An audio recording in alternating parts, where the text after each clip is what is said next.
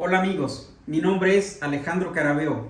El día de hoy les quiero hacer algunos comentarios con relación a la elección judicial y a la elección local de Durango y Veracruz, el significado de la derrota y la agenda que no trae la oposición política al actual gobierno.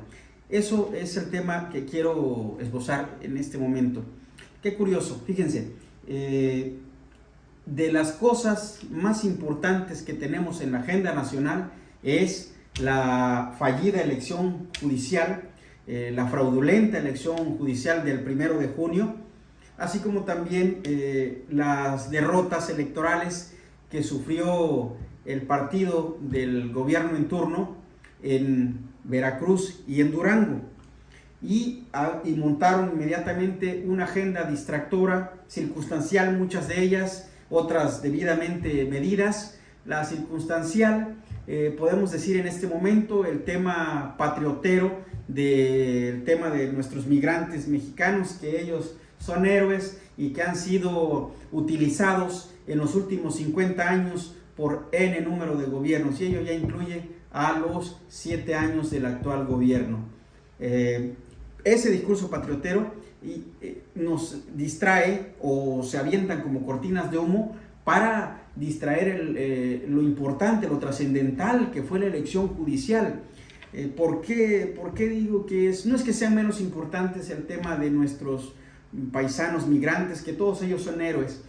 Simplemente yo quiero resumir algo que es una percepción evidentemente personal con el tema de nuestros migrantes.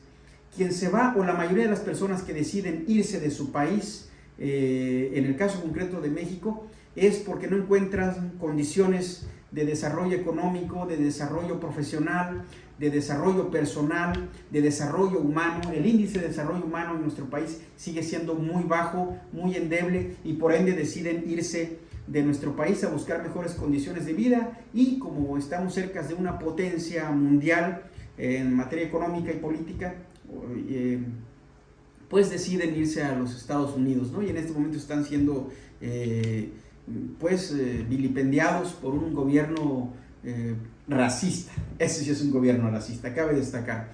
Entonces, ahora resulta que en nuestro país salen con un discurso patriotero que yo siempre lo he visto muy ambiguo. Esos discursos los he venido escuchando desde el PRI, el PAN y ahora Morena, ¿no? Han sido discursos ramplones, discursos vacíos, discursos con doble discurso, con doble moral, con doble ética y con doble propósito. Porque al final de cuentas se ha promovido, de nuestro país, se ha promovido el que la gente se vaya porque nunca hemos tenido un pleno desarrollo económico. Las condiciones de vida no han sido las más óptimas para muchas personas que radican en nuestro país, en diferentes latitudes de nuestro país. Entonces pues tienen que emigrar a buscar mejores condiciones de vida, porque quienes los han gobernado no se han preocupado por una justa distribución de la riqueza y por impulsar el desarrollo humano y el desarrollo de capacidades y el desarrollo de aspiraciones y sueños que las personas puedan tener en el esquema en el que vivimos como sociedad. ¿Sí? Entonces, dada esa circunstancia, las personas tienen que salir a emigrar y allá se van a partir el cajón de pan. Desde hace más de 50 años está el fenómeno de la migración de mexicanos en Estados Unidos, y que no es nada nuevo además, y ellos son verdaderos héroes que nadie quisiera dejar su tierra seguramente, salvo excepciones, por supuesto, pero en general todos los que se han ido seguramente lo que menos quisieran es alejarse de sus orígenes familiares, de sus padres, de sus hermanos, de sus hijos, de sus amigos, de su tierra, de su aire, de su agua, de su entorno, donde han desarrollado sus primeros años de vida. Entonces seguramente no es por voluntad, es por necesidad. Por eso es que ellos son personas a las que hay que reconocer siempre y reconocer, porque además de eso, ahí es donde viene el doble discurso. Yo estoy a favor que defiendan a los mexicanos, es parte de la obligación jurídica o constitucional de lo que tiene que hacer nuestro jefe de Estado, en este caso la Presidenta de la República o quien sea el Presidente de la República, y por ende pues todo nuestro andamiaje jurídico del servicio exterior mexicano, ¿sí? Las embajadas, los consulados, las oficinas de negocios, en fin, todo lo que haya en Estados Unidos que sea mexicano y que pertenezca al Servicio Exterior Mexicano está obligado a proteger a nuestros mexicanos, nuestros paisanos mexicanos que viven en los Estados Unidos o en cualquier parte del mundo, en este caso allí, que están sufriendo vejaciones. Entonces estoy de acuerdo, pero también es un discurso hipócrita porque en el país seguimos sin generar esas condiciones para que se queden a vivir aquí con nosotros y puedan tener mejores condiciones de vida aquí mismo en su país sin tener que irse a otro lado. Decían por ahí que el discurso del gobierno estriben, por ejemplo, escuchaba yo decir, quiero que sepan que ha disminuido la inmigración, ¿sí? Los migrantes cada vez son menos, la migración de mexicanos al extranjero es menos, nuestros paisanos ya se quieren quedar porque aquí hay condiciones de vida. Eso es un discurso engañoso, un doble discurso y un discurso que oculta algo que está a la vista de todos, pero que nos los quieren disfrazar o matizar. ¿Qué hay detrás de este discurso? Bueno, hay que decir, si es cierto, ha disminuido mucho la gente que ha podido entrar, más bien debiera ser así, de los pocos que pueden entrar ahora a Estados Unidos. ¿Por qué? Porque justamente a petición del gobierno racista de Donald Trump, en 2016 a 2020 fue su gobierno de Donald Trump. Estaba pensando en el de presidente de la República anterior. Entonces fue en 2016 cuando llegó nuevamente al poder Donald Trump y estableció las primeras directrices duras, racistas, clasistas, donde cerraron la frontera norte de nuestro país, e incluso al grado de que le han exigido al gobierno mexicano que salvaguarde a través de las fuerzas de defensa la parte que nos toca para evitar el paso de todos los inmigrantes, incluyendo de cualquier otra parte del mundo, y los mexicanos por supuesto, y también blindaron la frontera en todo el sentido de la palabra, con el ejército norteamericano y las fuerzas de defensa que tiene el país vecino, para que no pase los inmigrantes. Aún así, siguen habiendo quienes logran el objetivo de pasar al otro lado de México, ¿no? A los Estados Unidos. Esa es la causa real por la cual ha disminuido, porque prácticamente blindaron, han hecho impenetrable la frontera norte de nuestro país, los norteamericanos, los gringos, entonces los yanquis. Esa es la razón real de por qué está disminuyendo. No está disminuyendo por otras razones. Es un discurso engañoso, ¿sí?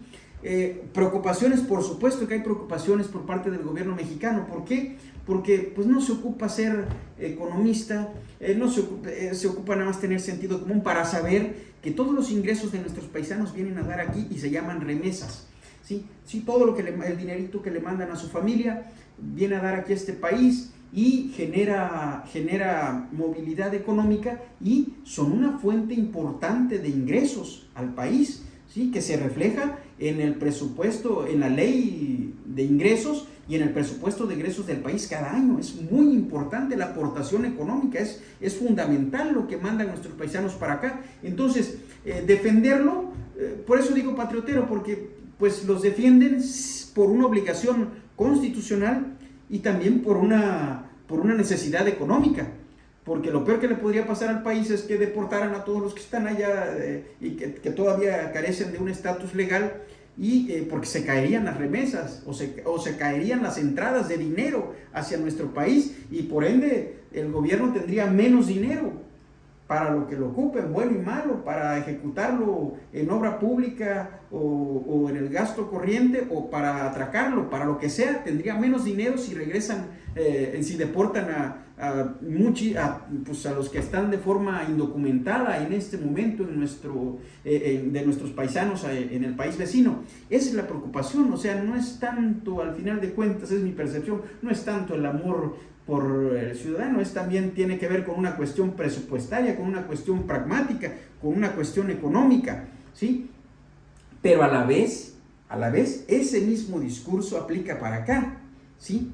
Porque es una perversión también, quizás, no mejorar las condiciones de vida para que nuestros paisanos sigan generando divisas extranjeras que nos llevan en el valor actualmente, me parece, no sé cómo estará el dólar, pero 17 unidades contra una de nosotros, ¿sí? Es decir, perdón, 17 unidades contra una de ellos. Entonces, tiene una dosis de perversidad también el que no se generen condiciones de vida suficiente para que emigren y traigan dinero de divisas que tienen un costo mayor a nuestra moneda. Entonces es todo un entramado extraño, raro, perverso, no solo de este gobierno, así ha sido por los últimos 50 años. Todos han metido mano a los inmigrantes, a los mexicanos radicados en Estados Unidos de forma indirecta, a través de las remesas, que es un dinero muy apetitoso para el gobierno en turno y para todos los gobiernos de los últimos 50 años, obviamente, y Morena no es la excepción. Entonces, decir que defienden porque hay mucho amor a los mexicanos, pues habría que pasarnos por el detector de mentira a todos los presidentes que hemos tenido, pienso de Echeverría hacia acá, ¿verdad? Y sentarlos allí y preguntarles si realmente es el amor, ¿cómo se llama? Ese que mide las mentiras, ¿no? No recuerdo, el detector de mentiras, para saber si de verdad es eso o es el tema presupuestal o es el tema político, ¿verdad? Si realmente hay el amor por nuestros mexicanos en el extranjero, que ellos sí son héroes y son gente que habemos quienes lamentamos que se tengan que ir fuera de su país a vivir muchas veces en condiciones difíciles y complicadas y a sufrir aparte vejaciones de gobiernos racistas. Eso sí es un gobierno racista, no lo que quieren hacer creer acá con el tema de la elección judicial.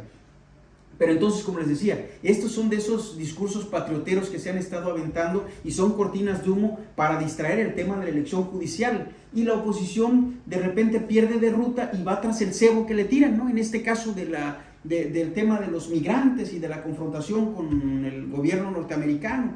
Entonces yo creo que hay cosas muy importantes que tiene que saber la ciudadanía, como que hubo un fraude electoral, como que hubo una elección de Estado, como que hoy una elección espuria, como que vamos a tener ministros espurios, en fin, y que hubo una derrota del actual partido en el gobierno.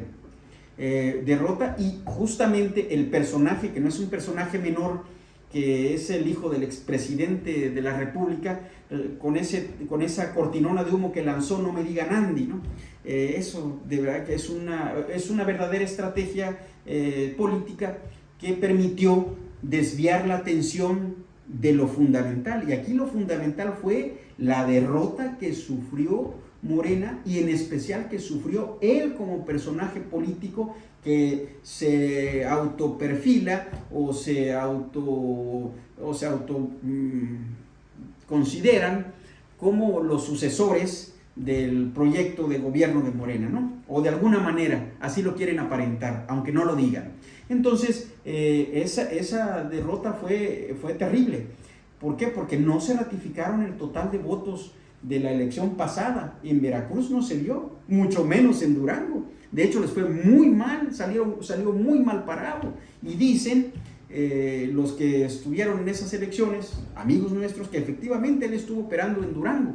Entonces, evidentemente es una derrota, porque Veracruz, ahí salieron entre jalones y rayones y empujones, pero en Durango sí fue una mega hecatombe política y electoralmente hablando para el partido Morena. Entonces, creo que más allá de ese cebo que tiraron sobre no me digan Andy, eso fue una forma para distraer y que la oposición se lo volvió a tragar, para perder de vista y darle más notoriedad y hacer más sonoro el tema de la derrota en Durango y Veracruz, y en especial en Durango, ¿sí? Porque evidentemente los números no les cuadraron, no se reflejó la elección del 2024 en Durango y Veracruz. De hecho salieron muy mal, ¿sí? No se reflejaron, más allá de que digan, por poquitos, que hubo fraude,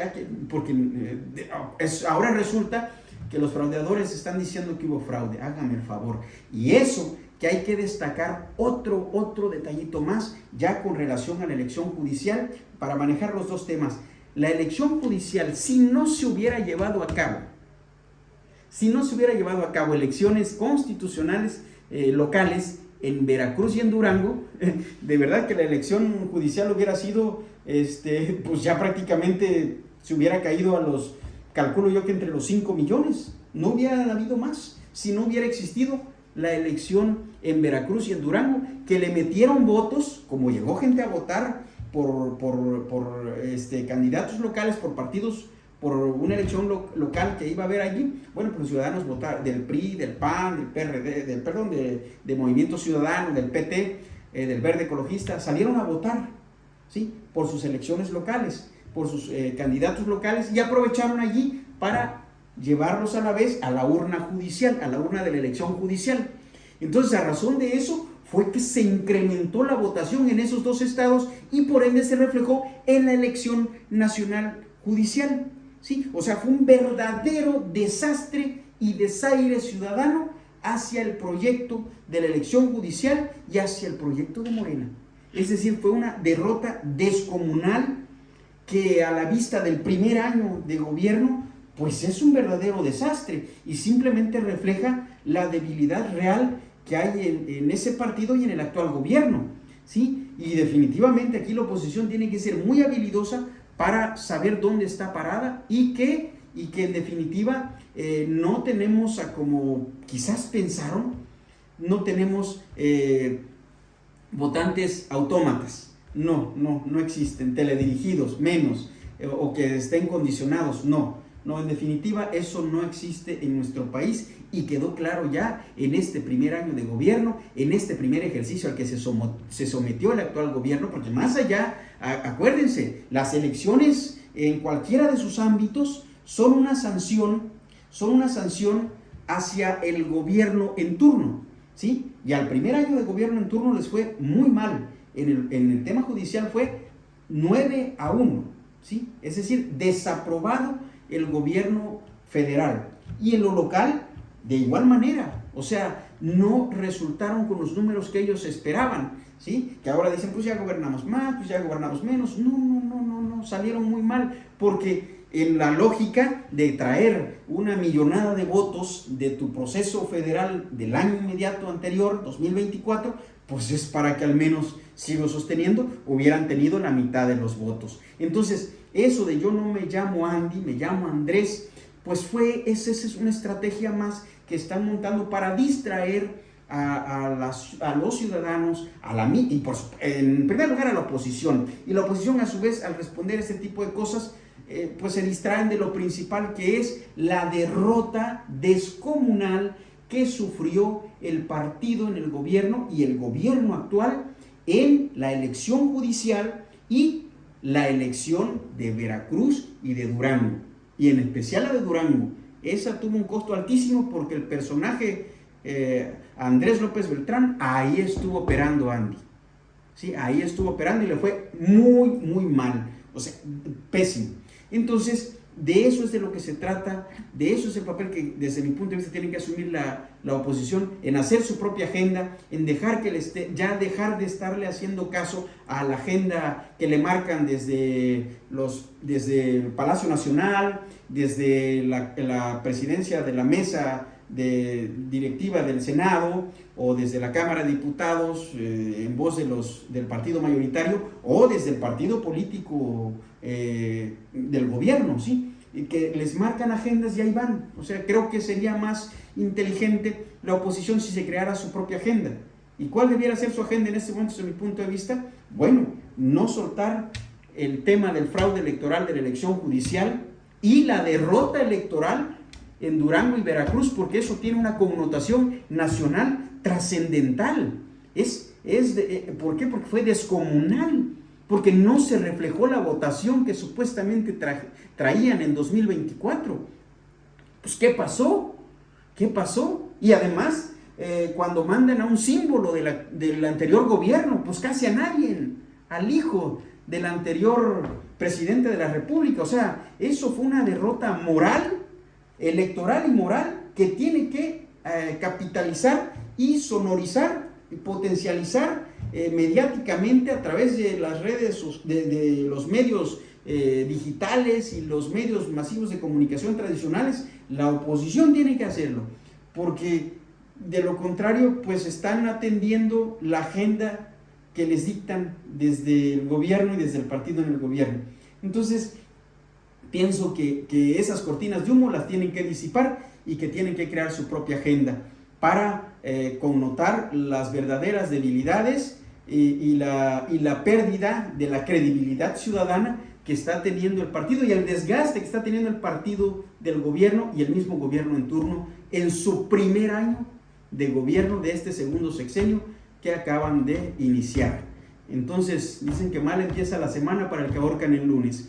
Entonces, esperemos que las cosas cambien desde la perspectiva de la oposición y que no se nos olvide, fue una derrota moral, fue una derrota de legitimidad ciudadana lo que ocurrió para el gobierno y para el partido mayoritario en el gobierno, lo que pasó el 1 de junio, tanto en la elección del Poder Judicial, que fue un verdadero desastre, además de todo lo que ya dijimos que es esa elección, y en lo que son las elecciones locales de Veracruz y Durango, fue también un absoluto desastre y una derrota moral y una derrota de credibilidad ciudadana con la que hoy se encuentran y que tienen que enfrentar y remontar y que difícilmente veo que lo puedan hacer, ¿sí? Entonces, esperemos que a esto se le dé la verdadera connotación y que la oposición siga denunciando, como lo han hecho de forma valiente. Hay personajes muy importantes que están haciendo su trabajo, pero creo que les falta crear su propia agenda. No quiere decir que lo que hagan lo estén haciendo mal, yo creo que lo hacen muy bien,